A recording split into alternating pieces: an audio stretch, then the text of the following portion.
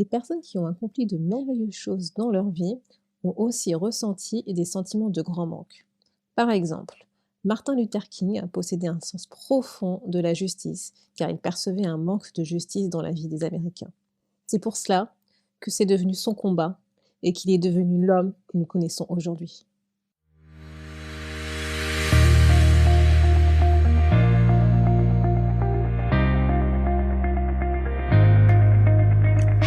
Bonjour à tous et à toutes, vous êtes sur le podcast Le quart d'heure d'Inspire Action. Moi c'est Waifa, votre coach en transformation de vie. Chaque semaine, retrouvez dans ce podcast des outils pour développer votre self-awareness, des actions à réaliser pour démarrer votre transformation, ainsi que des témoignages de personnes comme vous et moi qui ont décidé de devenir l'architecte de leur vie. Alors, installez-vous tranquillement et prenez de quoi écrire. Bonjour à toi qui écoute l'épisode numéro 9 de ce podcast. Aujourd'hui, je vais aborder un sujet qui, j'espère, te permettra de regarder tes satisfactions et tes challenges de vie comme des cadeaux. Ouais, je sais, c'est un grand mot, mais tu vas comprendre pourquoi je dis ça. Comme tu as pu le comprendre, les valeurs, c'est mon dada. Et donc, je me forme à fond sur cette thématique et justement, je suis en train de lire un livre du docteur John DeMartini, The Values Factors. Et d'ailleurs, je t'en parlerai dans un prochain épisode. Donc, dans ce bouquin, en fait, il aborde une notion. Il dit « Ce qui vous a le plus manqué dans votre vie se matérialise dans vos valeurs ». Au début, je me suis dit ouais, ok, de quoi est-ce qu'il parle ?» Et en fait, en y réfléchissant et en lisant les exemples, c'est vrai que le raisonnement se tient. Et je vais te partager des exemples justement de ce livre pour que tu comprennes mieux ce qui met derrière. Les personnes qui ont accompli de merveilleuses choses dans leur vie ont aussi ressenti des sentiments de grand manque. Par exemple, Martin Luther King possédait un sens profond de la justice, car il percevait justement un manque de justice dans la vie des Américains. Et c'est ce qui fait que c'en est devenu son combat et qu'il est devenu l'homme que nous connaissons aujourd'hui. Et c'est vrai, quand j'y pense, en effet, quand on perçoit un grand manque de justice dans un certain contexte, on a tendance à définir la justice comme étant une valeur importante, avec une certaine intensité d'engagement, parce que justement, on veut rétablir ce manque de justice que l'on perçoit. Et je vais te donner un autre exemple qui a été cité dans le bouquin, c'était celui d'Albert Einstein, qui a priori avait un sentiment profond de son ignorance, alors qu'on sait que voilà, que c'est une des plus grandes figures intellectuelles de notre temps. Et justement, il a transformé ce manque en une force et il a utilisé cette volonté d'atteindre la connaissance, de développer sa connaissance, et c'est justement grâce à ça qu'il a pu faire les découvertes qu'il a faites. Et si je cite ces grands noms, c'est pour te montrer que même des personnes inspirantes et qui ont changé une partie de l'histoire, elles aussi, elles ont fait face à des challenges. C'est d'ailleurs pour ça qu'on dit souvent que notre histoire personnelle est notre meilleur allié. Plus généralement, en fait, nous souhaitons combler un manque. C'est quelque chose en fait qu'on voulait avoir, qu'on voulait obtenir. C'est une situation qu'on a perçue comme étant challengeante pour nous et qui s'est transformée en une force, qu'on a transformé ce challenge en une valeur. Même si la situation n'était pas forcément challengeante du point de vue de l'extérieur, l'important, c'est que pour nous, ça l'était et qu'on a fait un autre combat. Et donc, si tu y réfléchis bien, ton principal manque aujourd'hui dans ta vie est la source de ton inspiration. C'est ce qui va te motiver pour changer la situation dans laquelle tu te trouves, parce que justement, tu veux combler ce manque.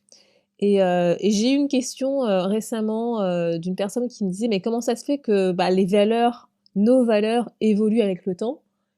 C'est parce que nos challenges, nos manques évoluent avec le temps. Quand on était enfant, on avait certains besoins, certains challenges à surmonter, certains manques. Dans l'adolescence, ces manques, ces challenges, ces besoins ont évolué.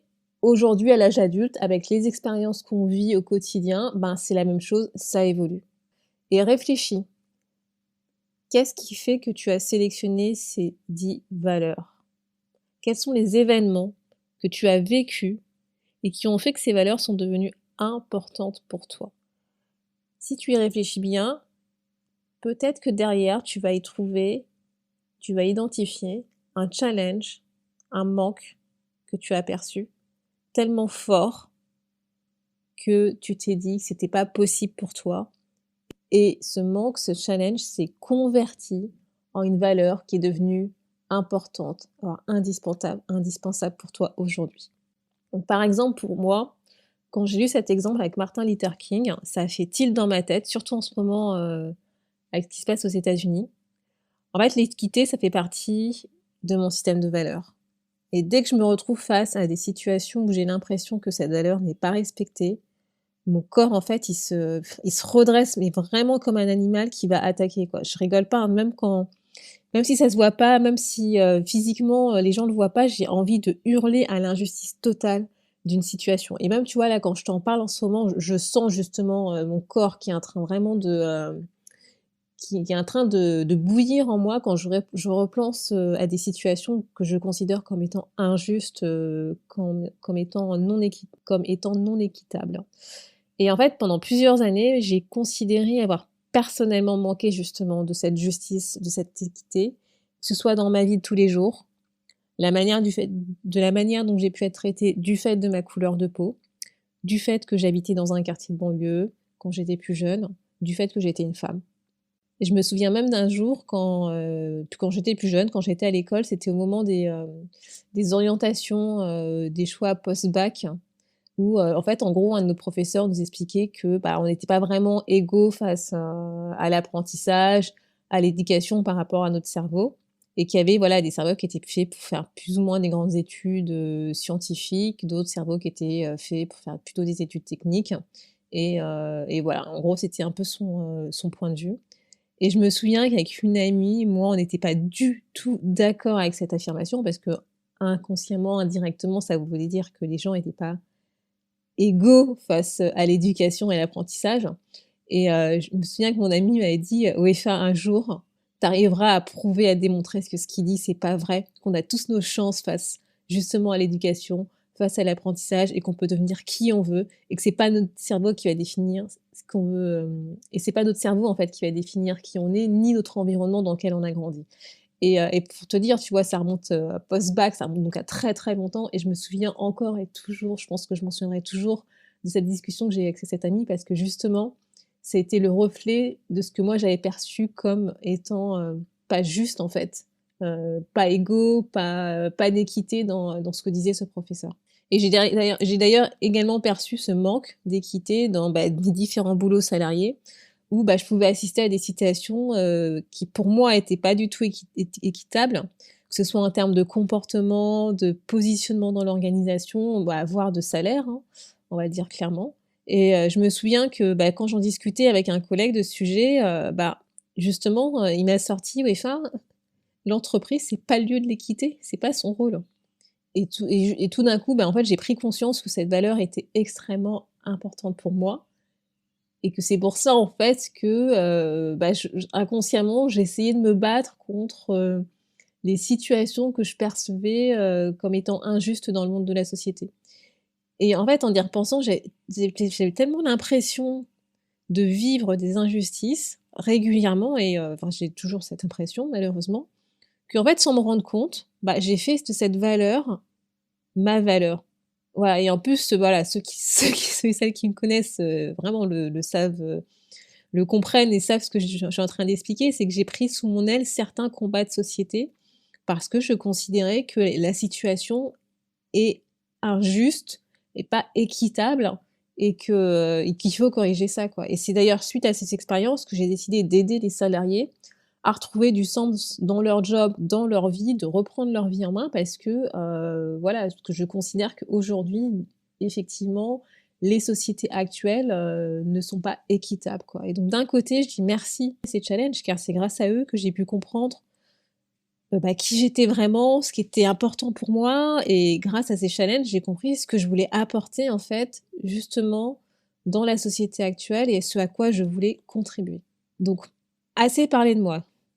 Toi, pose-toi un instant et justement réfléchis à tous ces obstacles, ces challenges que tu as dû traverser jusqu'à présent. Que ce soit dans ta vie professionnelle, dans ta vie personnelle, dans ta vie familiale, qu'est-ce que ces expériences de vie t'enseignent?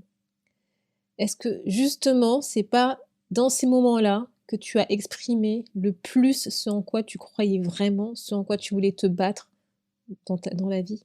C'est pas pendant ces moments-là que tu t'es dit, tu as ras-le-bol de subir, que tu ne veux plus subir, que tu peux être acteur et que tu veux changer la situation? C'est tous ces manques que tu as ressentis, tous ces challenges que tu as dû surmonter, tout ça, ils sont là pour te rappeler qui tu es, ce en quoi tu crois, ce pourquoi tu peux exister, vivre et te battre aujourd'hui dans la vie. Et notre vie évolue, elle change, elle se métamorphose régulièrement. Et au fur et à mesure justement de ces expériences de vie, nos manques et nos challenges se métamorphosent également puisqu'on arrive justement à les combler, à les surmonter. Et donc au fur et à mesure, ces manques, ces challenges évoluent au fur et à mesure de ces expériences. Lors d'un coaching de groupe, une participante m'a posé la question suivante. Qu'est-ce qui se passe une fois qu'on a comblé à 100% de valeur? Est-ce que c'est fini? En quelque sorte, ouais, parce que tu as comblé à 100% cette valeur, elle est en phase avec toi, tu es en harmonie, c'est parfait. Mais pour combien de temps? Voilà, la vie, c'est une transformation perpétuelle et donc cette valeur, elle va être comblée à 100%. OK, mais un jour, elle pourrait ne plus l'être parce que tu y fais moins attention et que tu mets justement le focus sur d'autres valeurs ou parce que pour, une raison, qui sera propre à toi, elle sera plus aussi importante pour toi parce que tu auras de nouvelles priorités dans la vie, tu l'auras oubliée parce que, voilà, comme je disais, elle a été comblée, tu te focaliseras sur d'autres valeurs qui ne le sont pas encore et un jour, tu te rends compte qu'elle est plus vraiment comblée à 100% et tu te poseras la question: «Mais je comprends pas parce que pourtant j'avais réussi, j'avais fait le job, elle était comblée à 100%». En fait non, c'est un perpétuel, c'est un travail perpétuel en fait. C'est notre vie change, nos priorités de vie changent. Quand on était enfant, on avait certaines priorités. Aujourd'hui, en étant adulte, on a d'autres priorités, on a d'autres combats qu'on souhaite mener et notre système de valeurs évolue et s'adapte justement avec notre vie, cette expérience et ces combats qu'on souhaite mener. Donc bref, en fait, tout ça pour dire que, tu peux pas prévoir en fait ce que deviendra une valeur dans le futur. Par contre, ce que je sais, c'est que vivre en étant aligné avec ses valeurs profondes, c'est ça la clé. Tu découvriras qui tu es, et ce dans tous les domaines de ta vie. Tu aspireras à une vie qui te ressemble, à une vie que tu as décidé de vivre, et tu aborderas tes challenges de vie sous un nouvel angle. Et quand je dis qu'il faut revoir régulièrement son système de valeurs, c'est pas le revoir pour le revoir, c'est parce que justement, notre vie évolue, notre vie se transforme, nos priorités de vie changent et notre système de valeurs s'adapte justement avec cette vie. Et c'est ce que je te propose de faire cette semaine. Pour chacune de tes 10 valeurs que tu as identifiées dans ton système de valeurs, essaye de te remémorer un instant de ta vie, que ce soit une expérience, un manque, un challenge que tu as dû surmonter et qui a mis en lumière, qui a renforcé justement une de ces valeurs de ton système de valeurs. Essaye de retrouver une expérience qui t'a permis de confirmer que cette valeur était vraiment importante pour toi et que tu ne pouvais pas la lâcher. Voilà. Et pour les challenges que tu vis actuellement, je t'invite à les regarder sous un autre angle, sous un autre regard.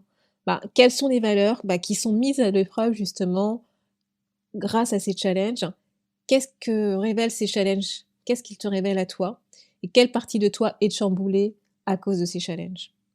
Donc pour t'aider dans cette réflexion, tu peux télécharger la fiche challenge valeurs et expériences de vie à l'adresse wefabagidi.com/podcast-9. Pour terminer cet épisode, j'espère que j'ai réussi à te convaincre de regarder tes manques d'aujourd'hui et tes challenges sous un autre angle. C'est ce qui façonne certaines de tes valeurs profondes. Et pour certains manques, c'est ce qui va déterminer ta mission de vie, ta voie, ta destinée, bref, t'appelles ça comme tu veux, mais c'est ça qui va déterminer ce que tu vas devenir. J'aborderai justement ce sujet dans des prochains épisodes. Dans le prochain épisode, je t'expliquerai comment tu peux utiliser ton système de valeurs pour prendre des décisions. Merci d'avoir écouté le podcast Le quart d'heure d'inspiration. On se retrouve la semaine prochaine pour un nouveau challenge.